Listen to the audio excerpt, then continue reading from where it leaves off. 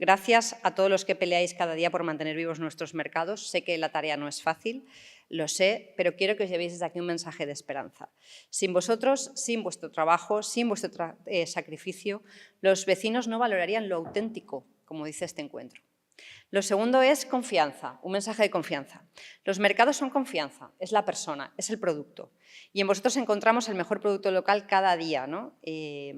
La verdad es que es cierto, ¿no? Y lo dice el reportaje de José Luis, Aprenda a mirar los mercados. Dice, muchas veces las personas no son conscientes que comprar en ellos es generar también una relación de confianza con la persona que nos vende, ¿no? Y eso es así, la confianza. Y en tercer lugar, el tercer mensaje es que vosotros aportáis vida, sois súper importantes. Vida de verdad, vida de barrio, vida de ciudad y, por tanto, identidad. Sin vosotros esa identidad se perdería y nuestros vecinos perderían la conciencia o la importancia de comprar lo nuestro, ese producto kilómetro cero que es tan maravilloso y que es calidad en estado puro. Pero hoy también se reconoce la verdad. A quienes pudieron optar por otro modelo, decidieron comprometerse con los mercados municipales en los momentos más difíciles, como por ejemplo para nosotros ha sido la Dana, y eso se hizo a través de World Central Kitchen y el chef José Andrés.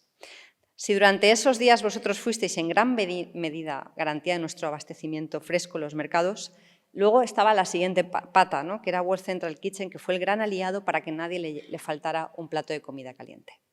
Junto a ellos, en solo 3 días levantamos unas cocinas centrales en el tinglado 2 del puerto con capacidad para elaborar 100.000 comidas diarias. Eso nos permitió distribuir desde Valencia 5 millones de comidas en apenas 2 meses. Además de desplegar una red de abastecimiento alimentario mediante food trucks y carpas que facilitaron a los vendedores la entrega de pan, pescado, frutas y hortalizas a muchísimas familias afectadas.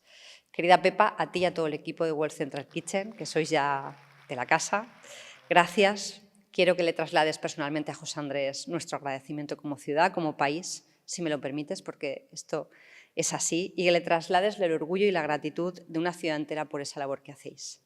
Nos habéis recordado que la alimentación es también esperanza y humanidad, así que gracias.